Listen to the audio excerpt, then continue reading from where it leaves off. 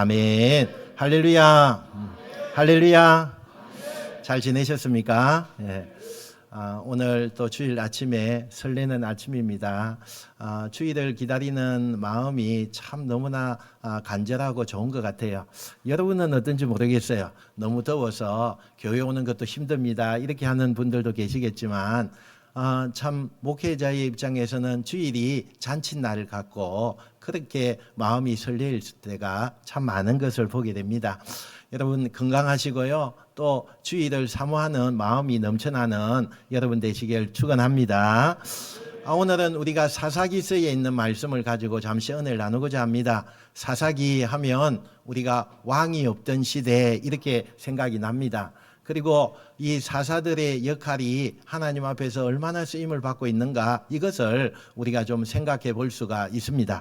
오늘 사사기에 나오는 기드온이라고 하는 사람을 통해서 우리에게 교만의 잡초 이것이 있다면 좀 정리하자 이런 마음을 가지고 제목을 붙여보았습니다. 자, 기드온은 이스라엘 역사에 이스라엘이 미디안이라는 나라에 7년 동안 지배를 받고 있을 때에 하나님께서 특별히 기드온이라고 하는 이 사람을 들어서 쓰십니다. 그래서 기드온이 쓰임을 받게 되죠. 저는 늘 이 기드온을 묵상하면 기드온은 되게요 소심한 사람이에요. 그렇게 리더가 되기에 성격적으로 활발한 그런 성격을 가진 사람도 아니에요. 또 적극적이다 이런 면도 좀 부족한 것 같아요. 자기를 표시한다 이런 것도 아닙니다. 그런데 소심하지만 하나님이 그런 사람을 들어서 쓰시는 거예요. 저도 가만히 생각해 보면 목회자 되기 전에는 참 소심했어요. 아니 뭐 부끄러움도 많고 어디 가서 말 한마디 하면 얼굴이 홍당무처럼 빨개져서 얼굴에 그냥 표시가 금방 나는 그런 사람이었어요. 요즘에는 여러분들 앞에 서니까 얼굴이 빨개지지 않아요. 그죠? 많이 하나님이 단련시키신 것 같아요. 이렇게 아주 소심하게 그렇게 살아가는 기드온, 그 기드온을 하나님이 민족의 지도자로 또 정말 영웅을 만드시는 그런 영웅으로 쓰시는 거예요. 기드온이 하나님 앞에 부름을 받고 당시에 미디안 군대가 13만 5천 명이었는데 저들과 전쟁을 해야 되는 입장에 섰습니다. 여러분 13만 5천 명 우리 한번 생각해 보세요. 얼마나 많은 사람일까요? 아마 우리 교회 뭐 몇 배 되는 교회에도 들어가도 13만 5천 명 다 못 들어갈 거예요. 어마어마한 숫자죠. 너무 큰 숫자예요. 그런데 이 기드온이요 그 군사들과 그 군대와 전쟁을 하려고 하니까 우리나라의 군사를 좀 모집해야 되겠다는 그 생각을 들게 된 거예요. 그래서 군사를 모집합니다 그러면서 이렇게 붙였어요. 그랬더니 처음에 3만 2천 명의 이스라엘 백성들이 군인이 되겠다 이렇게 자원을 하게 됩니다. 그런데 하나님 뭐라고 말씀하시느냐? 야 기드온아, 사람이 전쟁을 할 때 그 숫자가 중요한 것은 아니다 이렇게 말씀을 하시는 거예요. 아니 13만 5천 명과 싸워야 되는데 숫자가 중요하지 않다니요. 이건 너무 논리적으로 맞지 않는 이야기예요. 그런데 하나님께서 뭐라고 말씀하시느냐? 그러니 사람을 줄여라. 아니 3만 2천 명도 너무너무 작은 숫자인데 여기에서 줄이래요. 그리고는 하시는 말씀이 너무 많은 사람을 가지고 너희들이 이곳에 전쟁을 이겼으면 너희들 힘으로 이겼다고 생각하기 때문에 이것은 300명으로 줄여라 이렇게 이야기를 하는 거예요. 결국에는 13만 5천 명 상대로 300명이 싸움을 하게 되는 격이 되었어요. 우리나라에도 이순신 장군이 남은 배 12척을 가지고요 물리치는 그 명랑대전이라고 하는 뭐 이런 것도 있잖아요. 우리가 굉장히 이순신 장군 하면 존경스럽고 자랑스러운 그런 인물이에요. 마찬가지예요. 이스라엘 사람에게도 기드온 얘기하면은요, 기드온은 굉장히 뭐 얼마나 훌륭한 사람인지 이 이스라엘 백성들이 긍지를 가질 만큼 그렇게 훌륭한 사람으로 이렇게 표가 되어 있습니다. 하나님께서 숫자로 진행하는 게 아니다 그러면서 말씀하시죠. 하나님 자신이 개입하시면 하나님이 어느 편에 서 있느냐 여기에 전쟁의 성패가 달려있다. 할렐루야. 여러분 우리는요 종종 생각해요. 세상에 살면서 나는 어떤 자격증이 있어야 돼. 나는 어떤 저 위에서부터 내려오는 줄을 잘 잡아야 돼. 썩은 동아줄 잡다가는 이거는 그냥 내 인생 다 망치는 거야. 이렇게 생각할 때가 있잖아요. 그런데 오늘 이 말씀 가운데 우리에게 어떤 것을 생각하게 합니까? 하나님이 나와 함께 하시면 그 어떤 것도 내가 다 이길 수 있다는 거예요. 할렐루야. 여러분의 인생에 이게 너무 중요해요.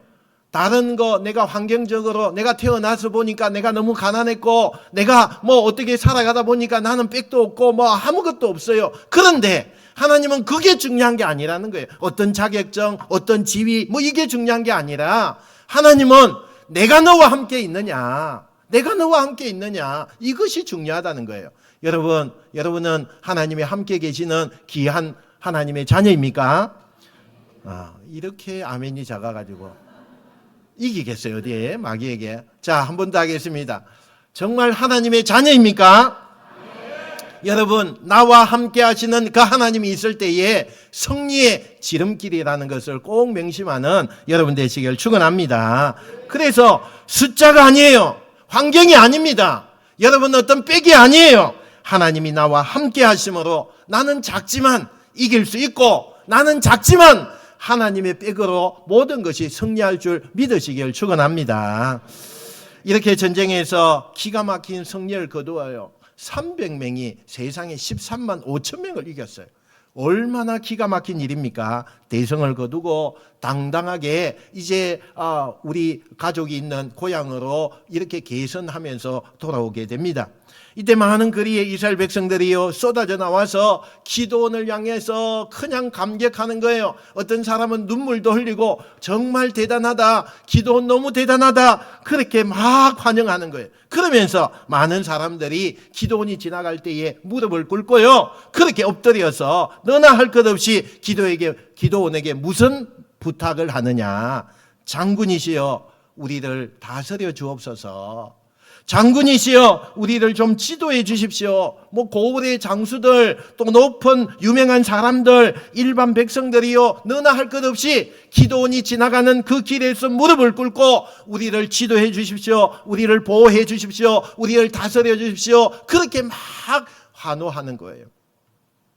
여러분, 사사시대 아까 제가 이야기했죠. 왕이 없는 시대예요. 왕이 없는 시대예요. 그러니까 이 백성들이 스스로 기도원에게 뭘 부탁하는 거예요? 당신이 우리의 왕이 되어 주십시오, 그런 얘기예요. 우리를 지도해 주십시오, 우리에게 어떤 그것을 보호해 주십시오, 이런 것은 우리의 왕이 되어 주십시오, 그런 얘기예요. 그때의 기도원의 반응을 우리가 좀 살펴볼 수 있어요. 기도원이 어떻게 반응을 하느냐. 막 손사래를 이렇게 흔들면서 무슨 말씀입니까? 이 땅에 여러분을 다스릴 분은 오직 한 분, 하나님, 그 하나님 한 분이십니다. 하나님께서 우리의 왕이 되시면 되지 어찌 나같이 부족한 사람이 왕이 되라고 그렇게 말씀을 하십니까? 이렇게 아주 겸손하게 거절을 해요. 겸손하게 거절해요. 그런데 저는 그럴 자격이 못 됩니다. 하나님이 하셔야 됩니다. 이렇게 말을 하면서 근데 제가 하나 부탁이 있는데요. 그러면서 백성에게 뭘 부탁하는 거예요. 뭘 부탁하느냐. 이번 전쟁에서 우리가 이겼기 때문에 미디안 사람들 통해서 얻은 많은 전리품이 있는데 그중에 나한테 일부를 선물해 줄 수 있겠습니까? 이렇게 하면서 특별히 자기는 다른 거 다 필요 없습니다. 나에게 선물 줄 수 있는 것은 미디안의 왕족들이 왕궁에서 가지고 있었던 옷과 장식품, 그리고 미디안의 왕족들에 관련된 전리품, 이런 것이 있으면 좀 나에게 선물로 좀 주십시오. 이렇게 이야기를 한다는 거예요. 여러분, 이게 어떤 의미가 있을까요? 왜 왕족에 관련된 그런 것을 나에게 좀 선물해 주십시오, 이렇게 이야기를 할까요? 기도는요, 나는 왕의 자격이 없습니다 이러면서 굳이 나는 다른 데 관심은 없고 이 미디안의 왕족들 왕궁에 있었던 전리품을 여러분들이 가지고 있다면 그걸 좀 나를 주십시오 부탁을 하는데 그 의미가 도대체 뭘까요? 왜 그런 이야기를 백성들에게 또 관리들에게 이야기를 할까요? 그건 이런 거예요. 그 마음속에 내가 큰 나라의 왕족들이 가지고 있는 것을 내가 소유함으로써 사람들이 내가 그들의 왕족과 맞먹는 그런 존재라는 것을 확인하고 드러내고 싶었다는 거예요. 그러니까 말로는 앞에서 아유 저는 왕이 될 수 없습니다. 자격이 없어요. 이렇게 이야기했지만 실제로 기드온의 그 속에는 이 땅에 나 말고 누가 왕이 될 자격이 있다는 거야. 내가 이미 왕과 같은 존재지. 이런 것을 가지고 그 마음속에 그런 마음을 가지고 인정하고 있었다는 거예요. 그러니까 극과 속이 너무나 달랐다는 거예요.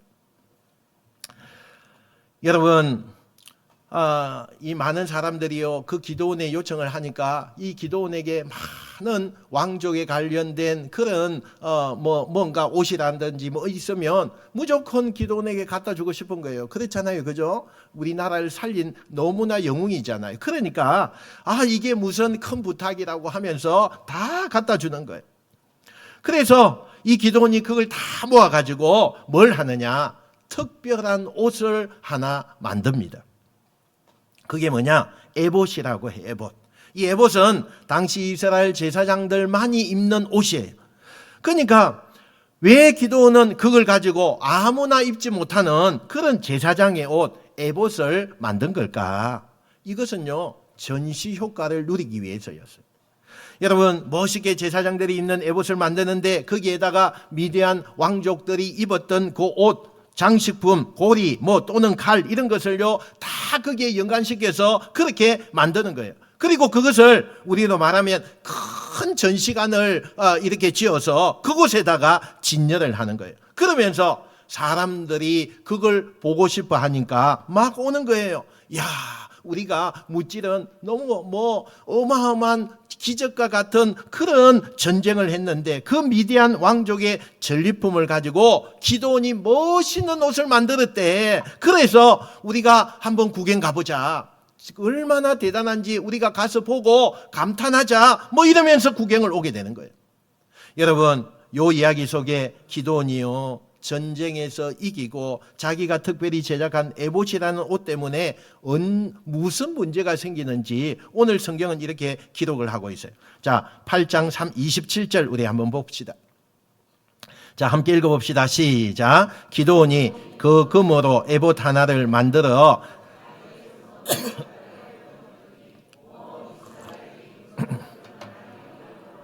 그것이 기드온과 그의 집에 올무가 되니라. 아멘. 새로운 맹물이 하나 생겼다는 거예요. 즉 핫플레이스에 사람들이 가고 싶은 것처럼 너나 할 것 없이 이스라엘 백성들이 이 에봇을 구경하러 가자 이렇게 막 옆집에 있는 사람들에게도 또 내가 만나는 사람들에게도 막 이야기를 하는 거예요. 그리고 그걸 보는 사람들이요 깜짝 놀라면서 감탄하는 거예요.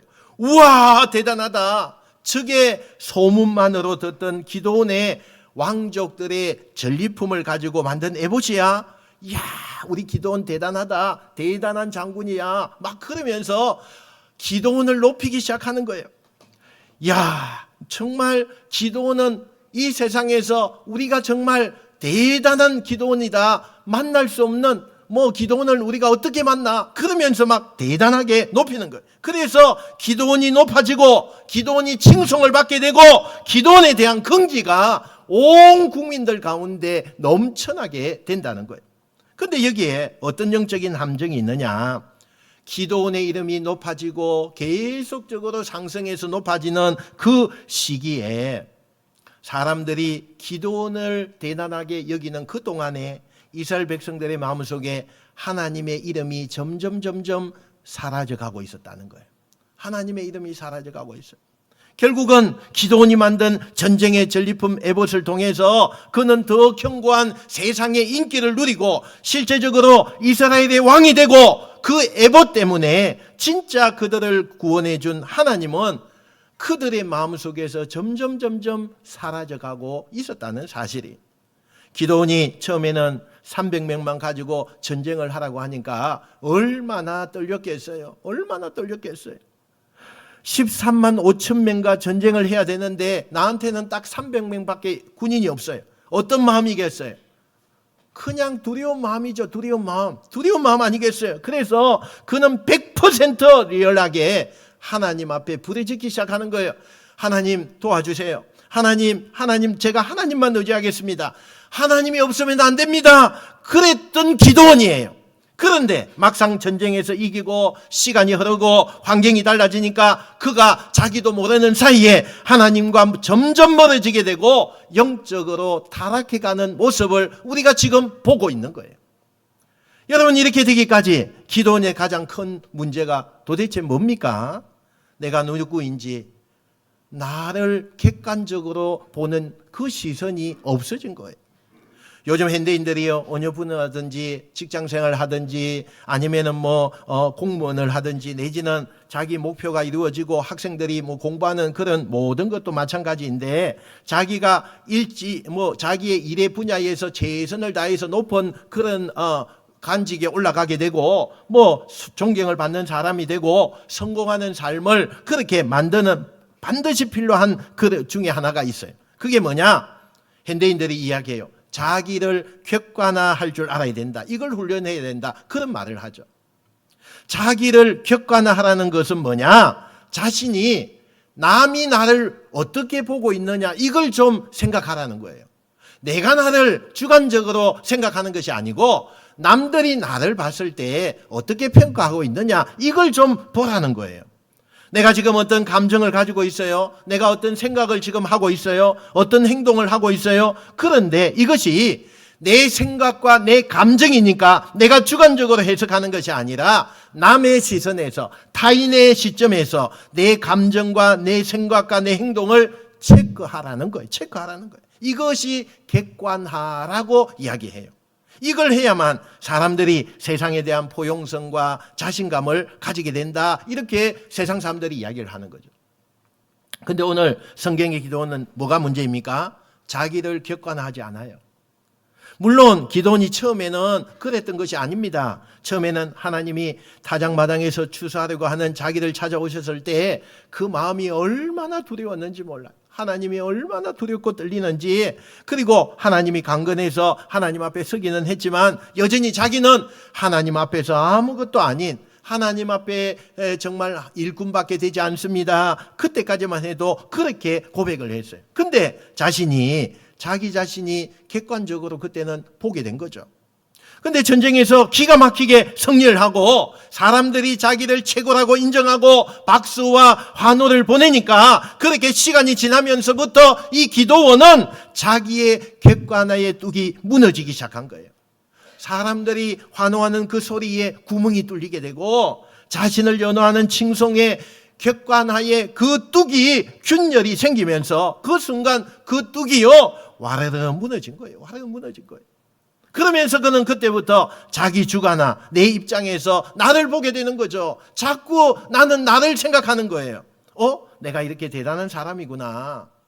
사람들이 나를 이렇게 인정하는구나. 자꾸 자기 주관화로서 자기를 평가하게 되니까 나중에는 자기를 자랑하게 되고 사람들 위에 나는 당연히 군림해야 되고, 그래서 그는 객관화의 뚝이 무너지면서 내가 왕이 돼야 되겠다, 이렇게 교만에 사로잡힌 거예요.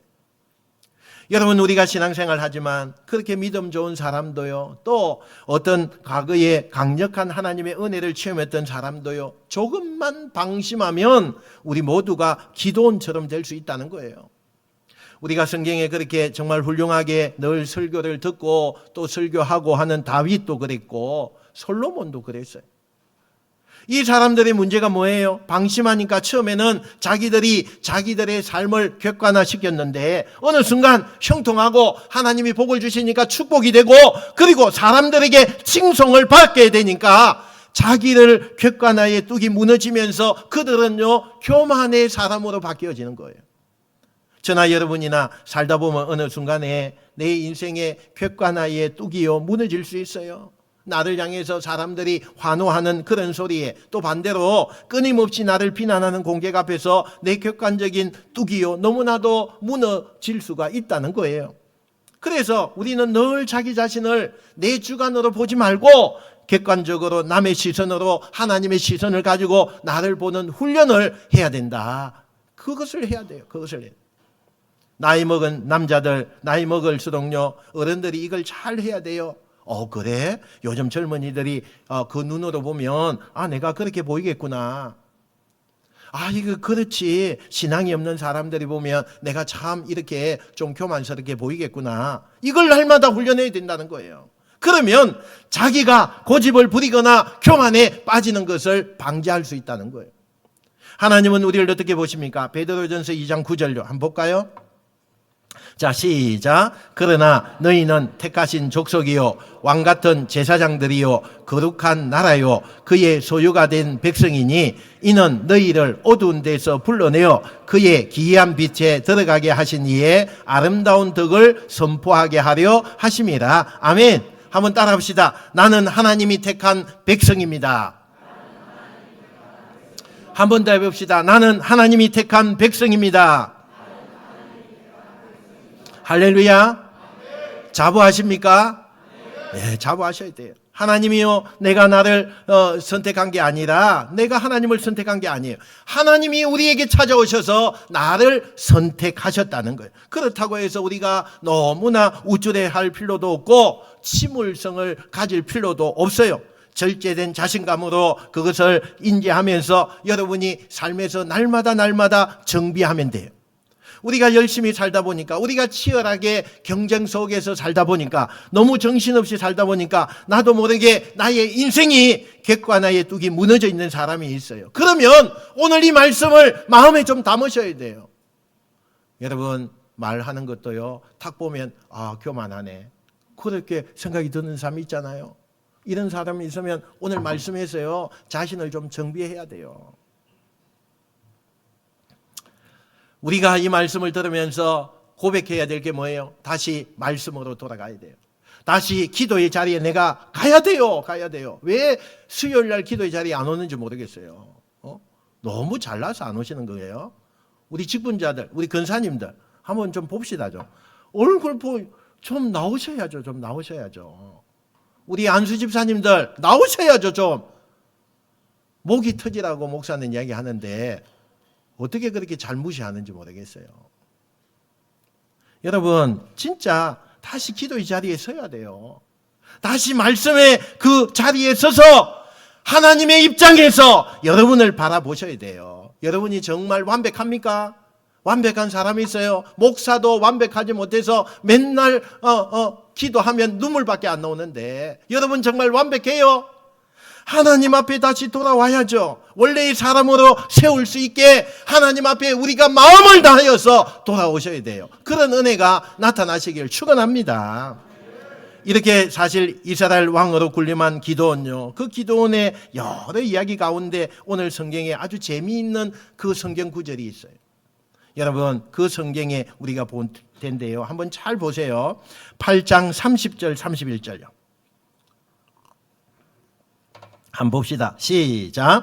기드온이 아내가 많음으로 그의 몸에서 낳은 아들이 70명이었고 세겜에 있는 그의 첩도 아들을 낳았으므로 그 이름을 아비멜렉이라 하였더라. 아멘.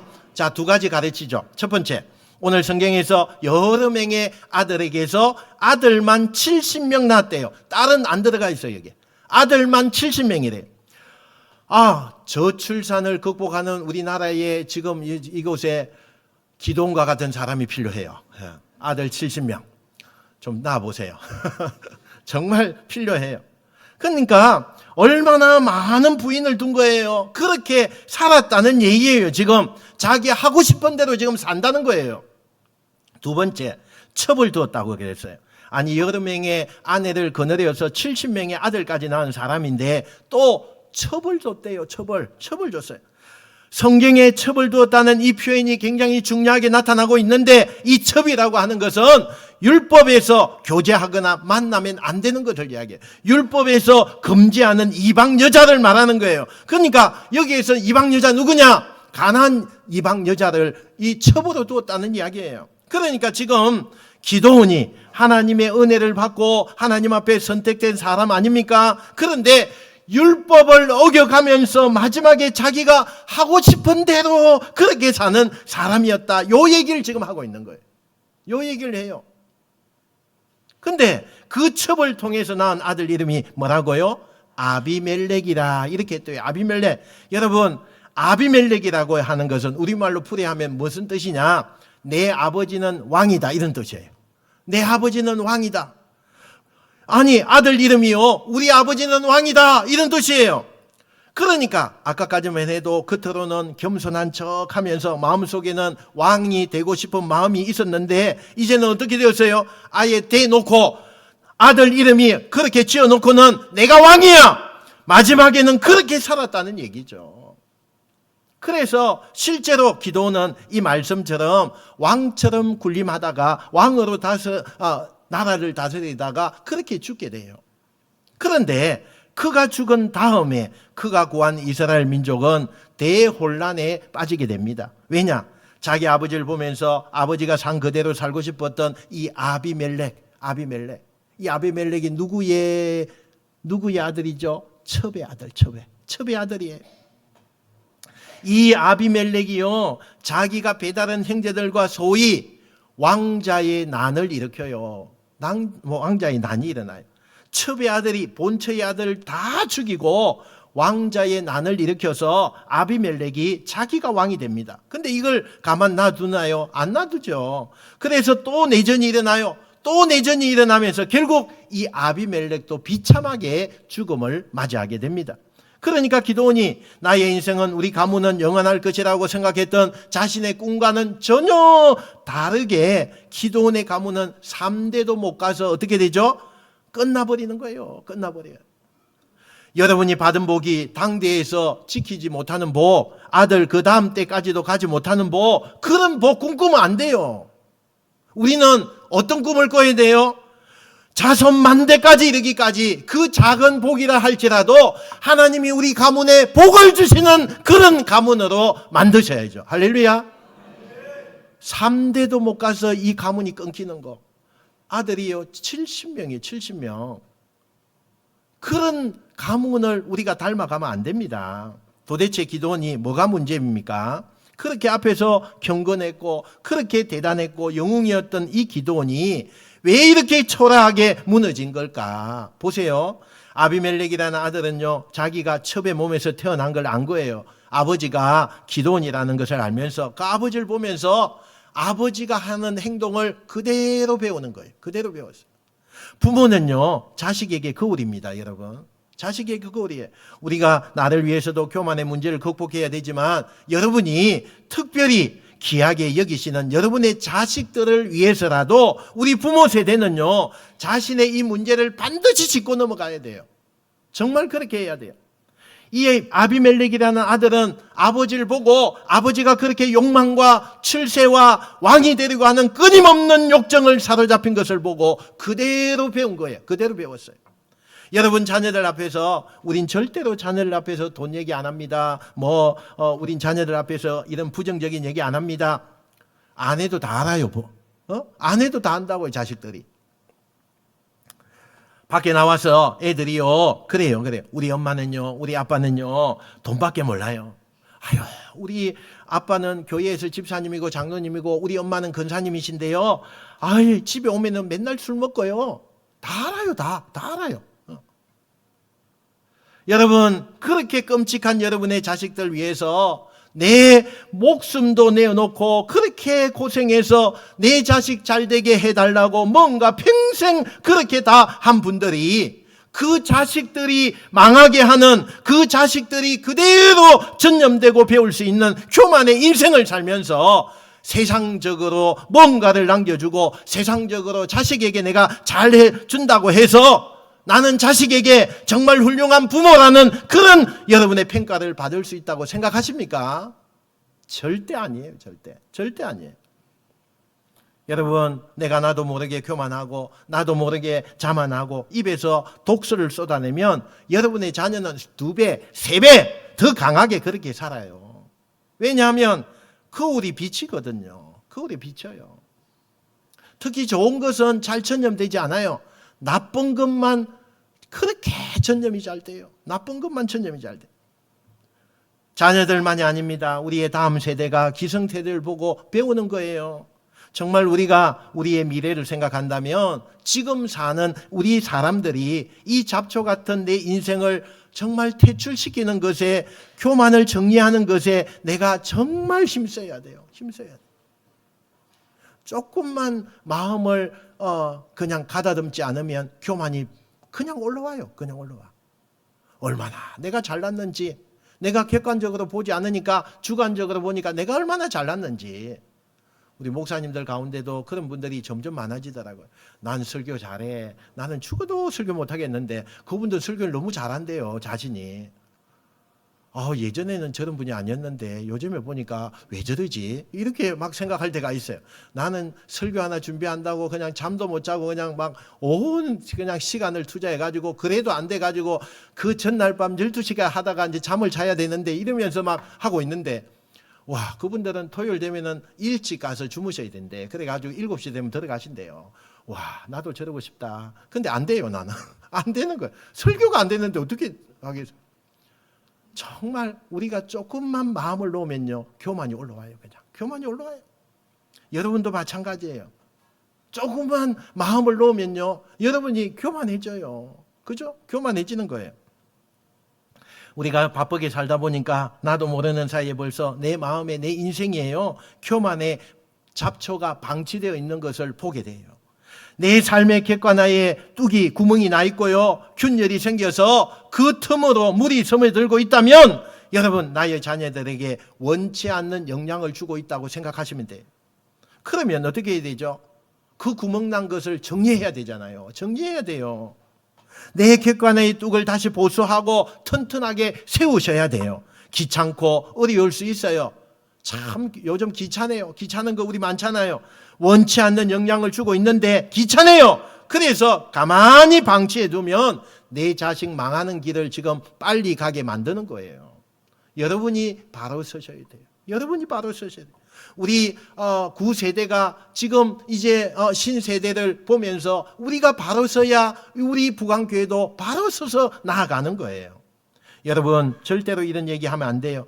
여러분이 그렇게 살면서 너희는 제발 날처럼 살지 말아라, 이 엄마처럼 이 아빠처럼 살면 안 된다, 이런 말 하면 안 돼요. 그런 말 할 얘기 있으면 여러분의 삶을 고치셔야죠. 고치셔야죠. 사랑하는 성도 여러분, 오늘 이 말씀 앞에서 우리 모두가 마음의 잡초, 교만의 그런 것을 잘 정리하시면 좋겠습니다. 조용히 들어와 자리에 앉은 그 교만한 생각들 우리에게 많아요. 삶을 중심으로 몰고 가는 자기의의 조각들 너무너무 많아요. 하나님이 없어도 괜찮다고 느끼는 그 만족감들, 이런 것을 내가 주님 앞에 내려놓으셔야 돼요. 내려놓으셔야 돼요. 그리고 다시 고백해야 됩니다. 주님 없이는 내가 한 걸음도 갈 수 없습니다. 주님, 내 걸음마다 주님이 함께 해주시고 주님 앞에 내가 모든 잘못된 것을 내려놓게 해주십시오. 이렇게 우리가 기도해야 돼요. 그리고 이 고백이 우리의 중심이 될 때 우리의 자녀들에게도 다음 세대에게도 겸손이라는 믿음의 유산이 남겨지게 될 것입니다. 이번 한 주간 하나님의 시선으로 나를 좀 점검하세요. 다시 하나님 앞에 내가 그 시선을 보고 내가 잘못되었구나, 그러면 겸손의 자리로 나아가셔서 하나님이 인도하시는 그 길이 평탄하고 아름다운 길로 나아가는 여러분 되시기를 주님의 이름으로 축원드립니다. 축원드립니다. 기도하겠습니다.